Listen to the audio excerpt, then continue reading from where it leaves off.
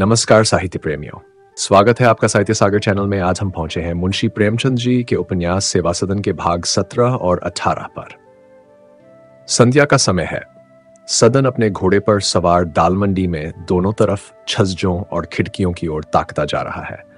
जब से सुमन वहां आई है, सदन उसके छज्जे के सामने किसी न किसी बहाने से जरा देर के लिए अवश्य ठहर जाता है। इस नव कुसुम ने उसकी प्रेम लालसा को ऐसा उत्तेजित कर दिया है कि अब उसे एक पल चैन नहीं पड़ता। उसके रूप लावणी में एक प्रकार की मनोहारिणी सरलता है जो उसके हृदय को बलात् अपनी ओर खींचती है।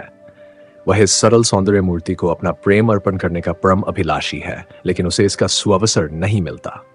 सुमन के यहाँ रसिकों का नित्य जमघट रहता है।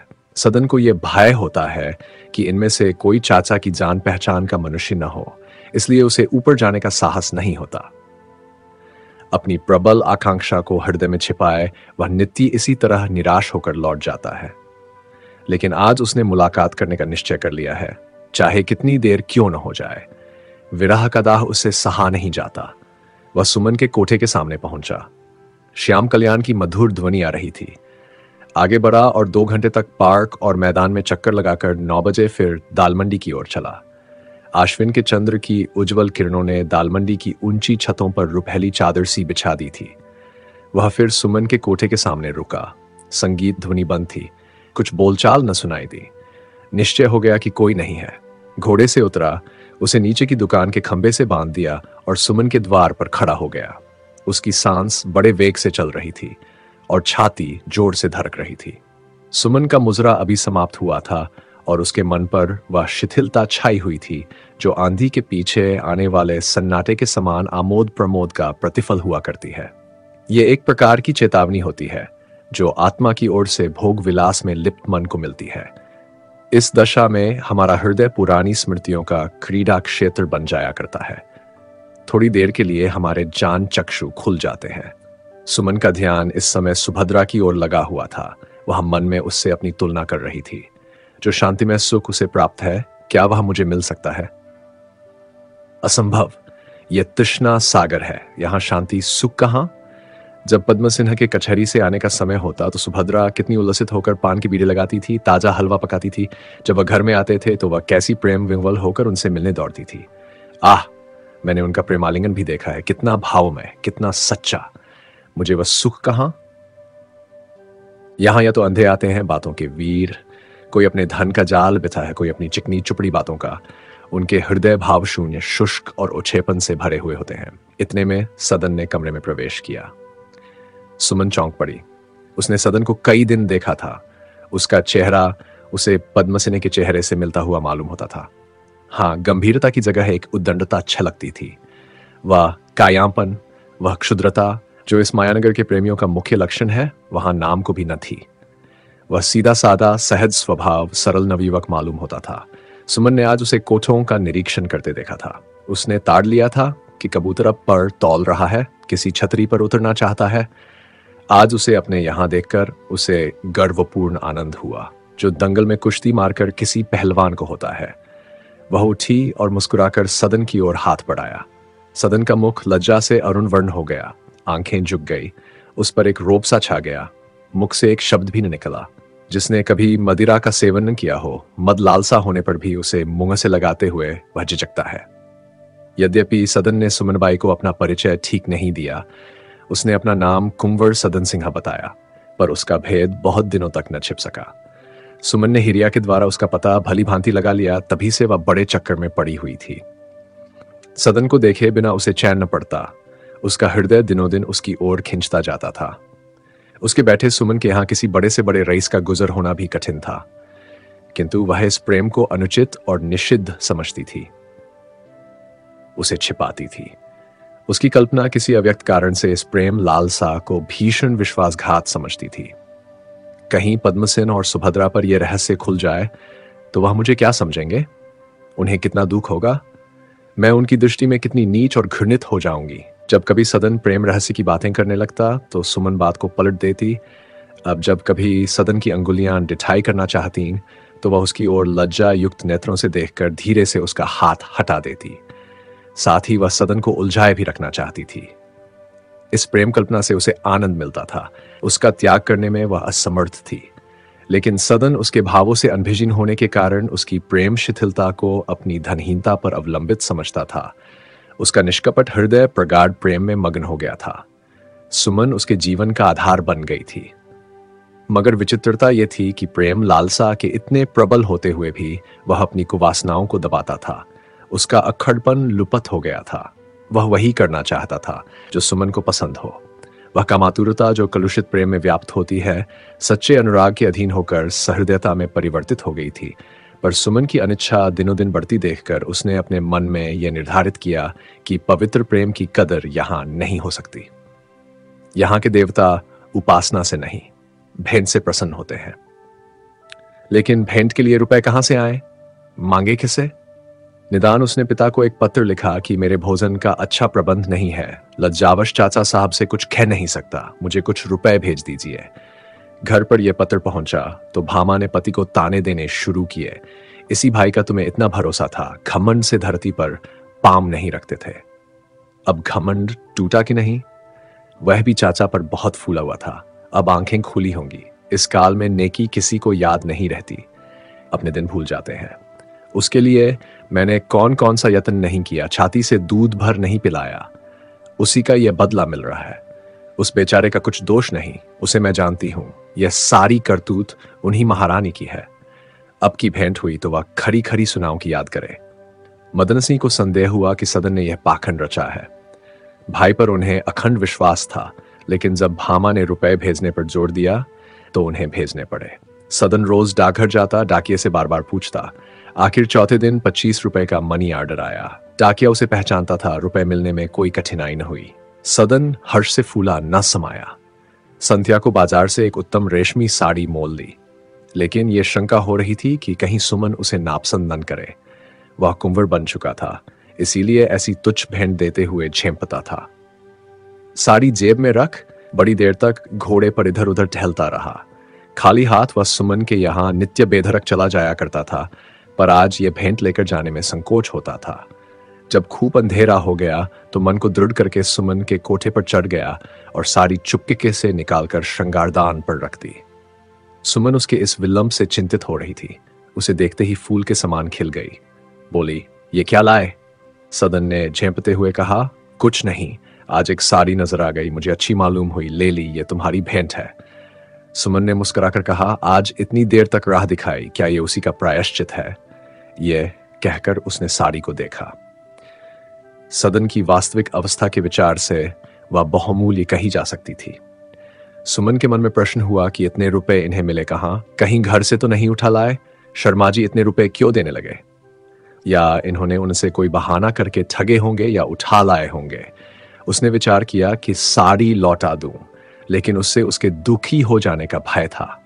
इसके साथ ही साड़ी को रख लेने से उसके दुरुत्साह के बढ़ने की आशंका थी। निदान उसने निश्चय किया कि इसे अब की बार रख लूं, पर भविष्य के लिए चेतावनी दे दूं। बोली, इस अनुग्रह से कृतार्थ हुई, लेकिन आपसे मैं भेंट की भूखी नहीं। आपकी यही कृपा क्या कम है कि आप यहां तक आने का कष्ट करते हैं। मैं केवल आपकी कृपा दृष्टि चाहती हूं। लेकिन जब इस पारितोषिक से सदन का मनोरथ न पूरा हुआ और सुमन के बर्ताव में उसे कोई अंतर न दिखाई दिया, तो उसे विश्वास हो गया कि मेरा उद्योग निष्फल हुआ। वह अपने मन में लज्जित हुआ कि मैं एक तुच्छ भेंट देकर उसे इतने बड़े फल की आशा रखता हूं, जमीन से उठकर आकाश से तार तोड़ने की चेष्टा करता हूं।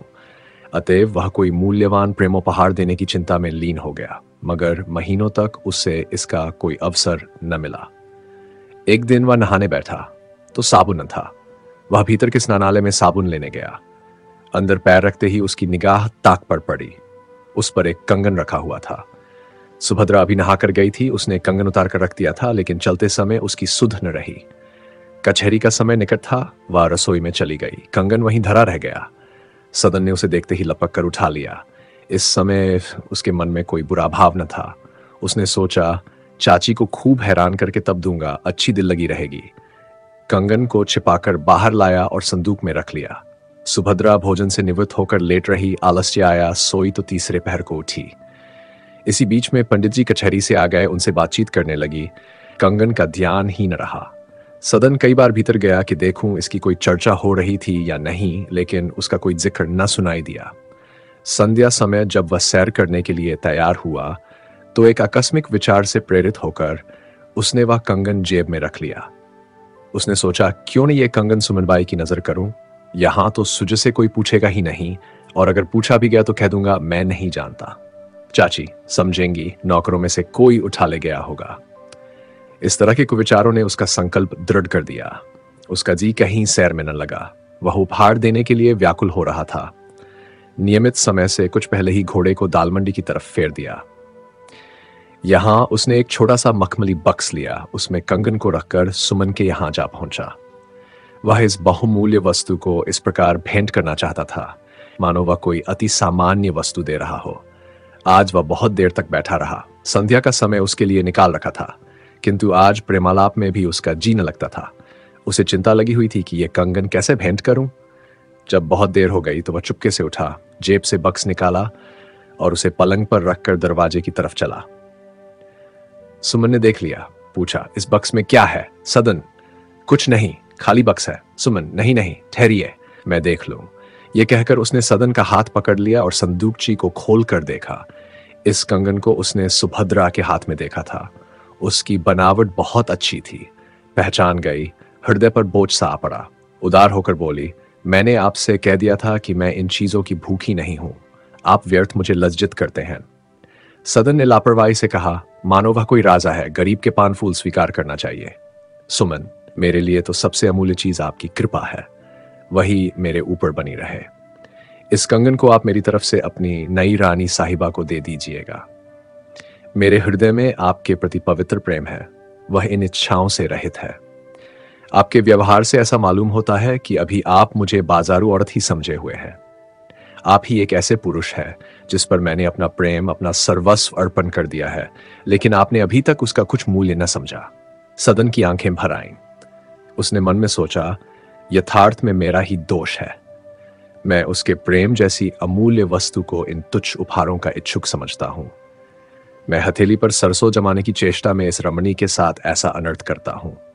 आज इस नगर में ऐसा कौन है जो उसके एक प्रेम कटाक्ष पर अपना सर्वस्व न लुटा दे? बड़े बड़े ऐश्वर्यवान मनुष्य आते हैं और वह किसी की ओर आंख उठाकर भी नहीं देखती, पर मैं ऐसा भावशून्य नीच हूं कि इस प्रेम रतन को कौड़ियों से मोल लेना चाहता हूं। इस ग्लानिपूर्ण भावों से वह रोमन समझ गई कि मेरे वह वाक्य अखर गए। करुण स्वर में बोली, आप मुझसे नाराज हो गए क्या? सदन ने आंसू पीकर कहा, हां, नाराज तो हूं। सुमन, क्यों नाराज है? सदन, इसीलिए कि तुम मुझे बाणों से छेदती हो। तुम समझती हो कि मैं ऐसी तुच्छ वस्तुओं से प्रेम मोल लेना चाहता हूं। सुमन, तो ये चीजें क्यों लाते हैं? सदन, मेरी इच्छा। सुमन, नहीं, अब से मुझे क्षमा कीजिएगा। सदन, खैर देखा जाएगा। सुमन, आपकी खातिर से मैं इस तोहफे को रख लेती हूं, लेकिन इसे थाती समझती रहूंगी। आप अभी स्वतंत्र नहीं हैं। जब आप अपनी रियासत के मालिक हो जाएं तब मैं आपसे मनमाना कर वसूल करूंगी, लेकिन अभी नहीं। बाबू विठलदास अधूरा काम न करते थे। पद्म सिंह की ओर से निराश होकर उन्हें यह चिंता होने लगी कि सुमनबाई के लिए 50 रुपए मासिक का चंदा कैसे करूं। उनकी स्थापित की हुई संस्थाएं चंदों ही से चल रही थीं, लेकिन चंदों के वसूल होने में सदैव कठिनाइयों का सामना होता था। विधवाश्रम की इमारत बनाने में हाथ लगाया, लेकिन 2 साल से उसकी दीवारें गिरती जाती थीं। उन पर छप्पर डालने के लिए रुपए हाथ न आते थे। फ्री लाइब्रेरी की पुस्तकें दीमकों का आहार बनती जाती थीं। अलमारियां बनाने के लिए द्रव्य का अभाव था, लेकिन इन बाधाओं के होते हुए भी चंदे के सिवा धन संग्रह का उन्हें और कोई उपाय न सूझा। सेठ बलभद्रदास शहर के प्रधान नेता, ऑनरेरी मजिस्ट्रेट और म्युनिसिपल बोर्ड के चेयरमैन थे। पहले उनकी सेवा में उपस्थित हुए। सेठ जी अपने बंगले में आराम कुर्सी पर लेटे हुए हुक्का पी रहे थे। बहुत ही दुबले पतले गोरे चिट्ठे आदमी थे, बड़े रसिक, बड़े शौकीन। वह प्रत्येक काम में बहुत सोच समझकर हाथ डालते थे। विठलदास का प्रस्ताव सुनकर बोले, प्रस्ताव तो बहुत उत्तम है, लेकिन ये बताइए सुमन को आप रखना कहाँ चाहते हैं? विठलदास, विधवाश्रम में। बलभद्र, आश्रम सारे नगर में बदनाम हो जाएगा और संभव है कि अन्य विधवाएं भी छोड़ भागे। विठलदास, तो अलग मकान लेकर रख दूंगा। बलभद्र, मोहल्ले के नवयुवकों में छुरी चल जाएगी। विठलदास, तो फिर आप ही कोई उपाय बताए। बलभद्र मेरी संपत्ति तो यह है कि आप इस झगड़े में न पड़े। जिस सत्री के लोक निंदा की लाज नहीं, उसे कोई शक्ति नहीं सुधार सकती। ये नियम है कि जब हमारा कोई अंग विकृत हो जाता है तो उसे काट डालते हैं, जिससे उसका विष समस्त शरीर को नष्ट न कर डाले। समाज में भी उसी नियम का पालन करना चाहिए। मैं देखता हूं कि आप मुझसे सहमत नहीं हैं, लेकिन मेरा जो कुछ विचार था वह मैंने स्पष्ट कर दिया। आश्रम की प्रबंधकारिणी सभा का एक मेंबर मैं भी तो हूं। मैं किसी तरह इस वेश्या को आश्रम में रखने की सलाह न दूंगा। विठलदास ने रोष से कहा, सारांश यह है कि इस काम में आप मुझे कोई सहायता नहीं दे सकते। जब आप जैसे महापुरुषों का यह हाल है तो दूसरों से क्या आशा हो सकती है। मैंने आपका बहुत समय नष्ट किया, इसके लिए क्षमा कीजिएगा। यह कहकर विठलदास उठ खड़े हुए और सेठ चिमनलाल की सेवा में पहुंचे। यह सांवले रंग के बेडौल मनुष्य थे, बहुत ही स्थूल, ढीले डाले शरीर में हाड़ की जगह मांस और मांस की जगह वायु भरी हुई थी। उनके विचार भी शरीर ही के समान बेडौल थे। वह ऋषि धर्म सभा के सभापति, रामलीला कमेटी के चेयरमैन और रामलीला परिषद के प्रबंधकर्ता थे। राजनीति को विष भरा सांप समझते थे और समाचार पत्रों को सांप की बांबी। उच्च अधिकारियों से मिलने की धुन थी। अंग्रेजों के समाज में उनका विशेष मान था। वहां उनके सद्गुणों की बड़ी प्रशंसा होती थी।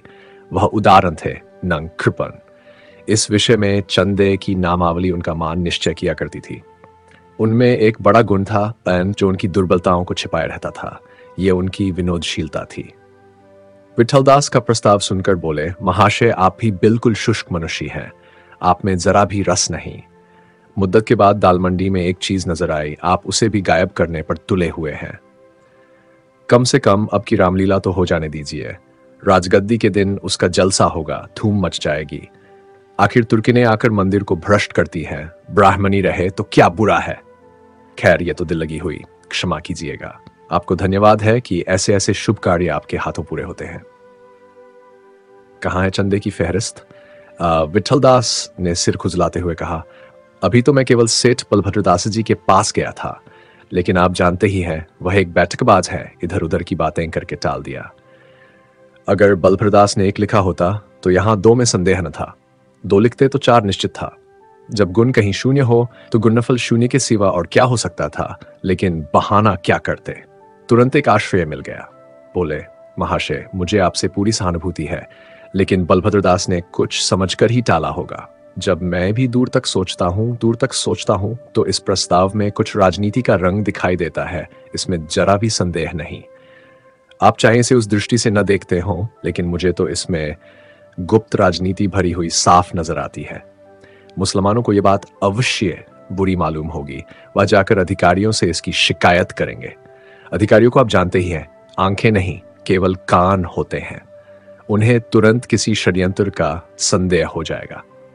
विठलदास ने जुझलाकर कहा, साफ साफ क्यों नहीं कहते, मैं कुछ नहीं देना चाहता। चिमनलाल, आप ऐसा ही समझ लीजिए, मैंने सारी जाति का कोई ठेका थोड़े ही लिया है। विठलदास का मनोरथ यहां भी पूरा न हुआ, लेकिन ये उनके लिए कुछ नई बात न थी। ऐसे निराशाजनक अनुभव उन्हें नित्य ही हुआ करते थे। यहां से डॉक्टर श्यामाचरण के पास पहुंचे। डॉक्टर महोदय बड़े समझदार और विद्वान पुरुष थे। शहर के प्रधान राजनीतिक नेता थे। उनकी वकालत खूब चमकी हुई थी। बहुत तौल तौल कर मुंह से शब्द निकालते। उनकी मौन गंभीरता विचारशीलता का द्योतक समझी जाती थी। शांति के भक्त थे, इसलिए उनके विरोध से न किसी को हानि थी, न उनके योग से किसी को लाभ। सभी तरह के लोग उन्हें अपना मित्र समझते थे, सभी अपना शत्रु। वह अपनी कमिश्नरी की ओर से सूबे की सलाहकारी सभा के सभासद थे। विठलदास की बात सुनकर बोले, मेरे योगी जो सेवा हो वह मैं करने को तैयार हूं, लेकिन उद्योग यह होना चाहिए कि उनको प्रथाओं का सुधार किया जाए जिनके कारण ऐसी समस्याएं उपस्थित होती है। इस समय आप एक की रक्षा कर ही लेंगे तो इससे क्या होगा। यहां तो नित्य ऐसी दुर्घटनाएं होती रहती हैं। मूल कारणों का सुधार होना चाहिए। कहिए तो काउंसिल में कोई प्रश्न करूं? विठलदास उछलकर बोले, जी हां, यह तो बहुत ही उत्तम होगा। डॉक्टर साहब ने तुरंत प्रश्नों की एक माला तैयार की। एक, क्या गवर्नमेंट बता सकती है कि गत वर्ष वेश्याओं की संख्या कितनी बढ़ी? दो, क्या गवर्नमेंट ने इस बात का पता लगाया है कि इस वृद्धि के क्या कारण हैं और गवर्नमेंट उसे रोकने के लिए क्या उपाय करना चाहती है? तीन, ये कारण कहां तक मनोविकारों से संबंध रखते हैं, कहां तक आर्थिक स्थिति से और कहां तक सामाजिक कुप्रथाओं से? इसके बाद डॉक्टर साहब अपने मुवक्किलों से बातचीत करने लगे। विट्ठलदास आध घंटे तक बैठे रहे। अंत में अधीर होकर बोले, तो मुझे क्या आजा होती है? श्यामाचरण, आप इत्मीनान रखें। अब की काउंसिल की बैठक में गवर्नमेंट का ध्यान इस ओर आकर्षित करूंगा। विट्ठलदास के जी में आया कि डॉक्टर साहब को आड़े हाथों लूं, किंतु कुछ सोचकर चुप रह गए। फिर किसी बड़े आदमी के पास जाने का साहस न हुआ, लेकिन उस कर्मवीर ने उद्योग से मुंह नहीं मोड़ा। नित्य किसी सज्जन के पास जाते और उससे सहायता की याचना करते। ये उद्योग निष्फल तो नहीं हुआ। उन्हें कई 100 रुपए के वचन और कई 100 नकद मिल गए, लेकिन 30 रुपए मासिक की जो कमी थी वह इतने धन से क्या पूरी होती? 3 महीने की दौड़ धूप के बाद वह बड़ी मुश्किल से 10 रुपए मासिक का प्रबंध करने में सफल हो सके। अंत में जब उन्हें अधिक सहायता की कोई आशा न रही, दिन प्रातःकाल सुमन बाई के पास गए। वह इन्हें देखते ही कुछ अनमनी सी होकर बोली, कहिए कैसे कृपा की? विट्ठलदास, तुम्हें अपना वचन याद है? सुमन, इतने दिनों की बातें अगर मुझे भूल जाए तो मेरा दोष नहीं। विट्ठलदास, मैंने तो बहुत चाहा कि शीघ्र ही प्रबंध हो जाए, लेकिन ऐसी जाति से पाला पड़ा है जिसमें जातीयता का सर्वथा लोप हो गया है। तिस पर भी मेरा उद्योग बिल्कुल व्यर्थ नहीं हुआ। मैंने 30 रुपए मासिक का प्रबंध कर दिया और आशा है कि और जो कसर है वह भी पूरी हो जाएगी। अब तुमसे मेरी यही प्रार्थना है कि इसे स्वीकार करो और आज ही इस नरककुंड को छोड़ दो। सुमन, शर्मा जी को आप नहीं ला सके क्या? विट्ठलदास, वह किसी तरह आने पर राजी न हुए। इस 30 रुपए में 20 रुपए मासिक का वचन उन्हीं ने दिया है। सुमन ने विस्मित होकर कहा, अच्छा, वह तो बड़े उदार निकले। सेठों से कुछ मदद मिली? विट्ठलदास, सेठों की बात ना पूछो। चिम्मनलाल रामलीला के लिए 1000-2000 रुपए खुशी से दे देंगे।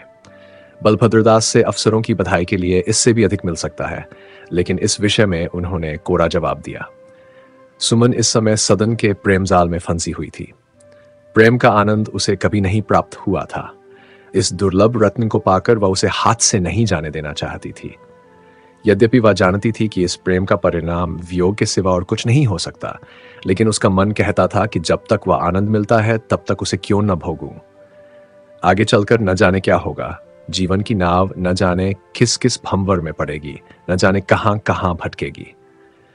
भावी चिंताओं को वह अपने पास न आने देती थी, क्योंकि उधर भयंकर अंधकार के सिवा और कुछ न सूझता था।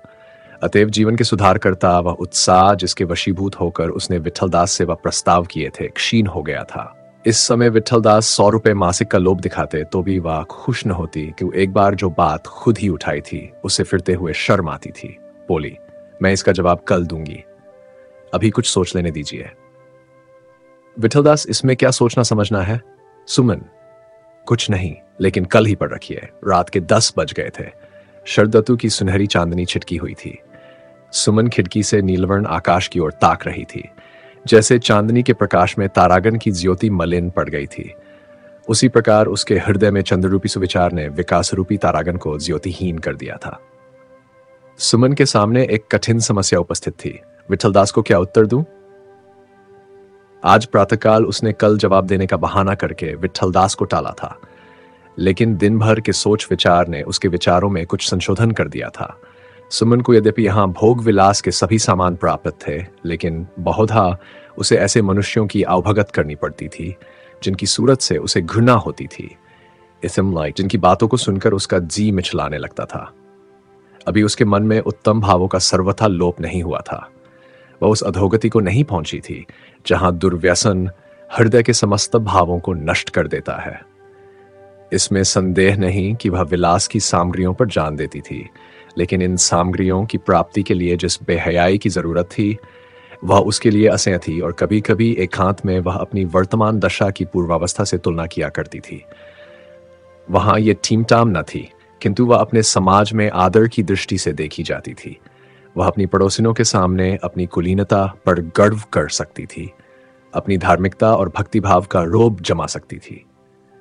किसी के सम्मुख उसका सिर नीचा नहीं होता था, लेकिन यहां उसके सगर्व हृदय को पग पग पर लज्जा से मुंह छिपाना पड़ता था। उसे ज्ञात होता था कि मैं किसी कुलटा के सामने भी सिर उठाने योग्य नहीं हूं। जो निरादर और अपमान उसे उस समय सहने पड़ते थे, उनकी अपेक्षा यहाँ की प्रेम वार्ता और आंखों की सनकियां अधिक दुखजनक प्रतीत होती थीं और उसके भावपूर्ण हृदय पर कुठाराघात कर देती थी। तब उसका व्यथित हृदय पद्म सिन्हा पर दांत पीस कर रह जाता था।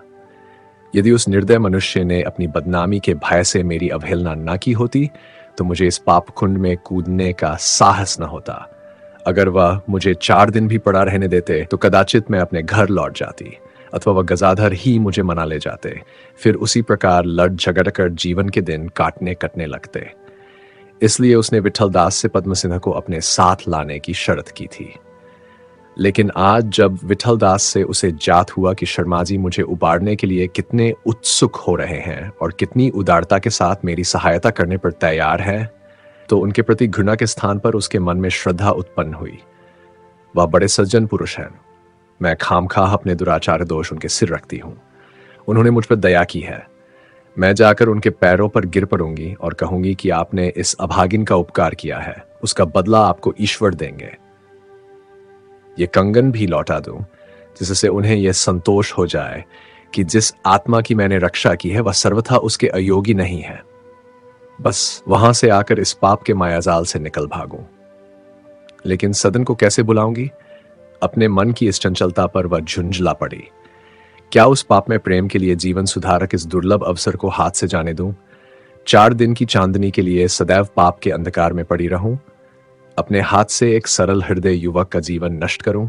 जिस सज्जन पुरुष ने मेरे साथ वह सद्व्यवहार किया है, उन्हीं के साथ ये छल, ये कपट ने मैं दूषित प्रेम को हृदय से निकाल दूंगी। सदन को भूल जाऊंगी। उससे कहूंगी, तुम भी मुझे इस मायाजाल से निकलने दो। आह, मुझे कैसा धोखा हुआ।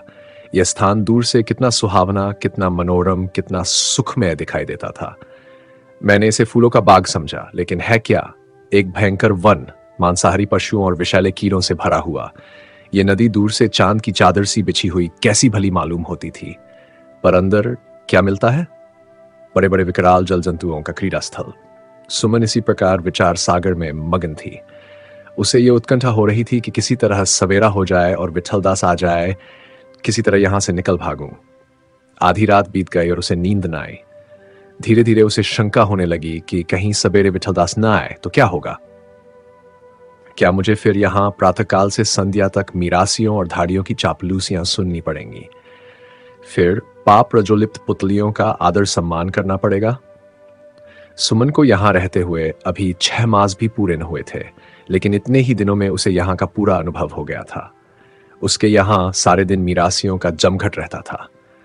वह अपने दुराचार, छल और क्षुद्रता की कथाएं बड़े गर्व से कहते। उनमें कोई चतुर गिरहकट था, कोई धूर्त ताश खेलने वाले, कोई टपके की विद्या में निपुण, कोई दीवार फांदने के फन का उस्ताद, और सबके सब अपने दुस्साहस और दुर्बलता पर फूले हुए। पड़ोस की रमणियां भी नित्य आती थीं, रंगी बनी ठनी दीपक के समान जगमगाती हुई। किंतु ये स्वर्ण पात्र थे, हलाहल से भरे हुए पात्र। उनमें कितना छिछोड़ापन था, कितना छल, कितनी कुवासना।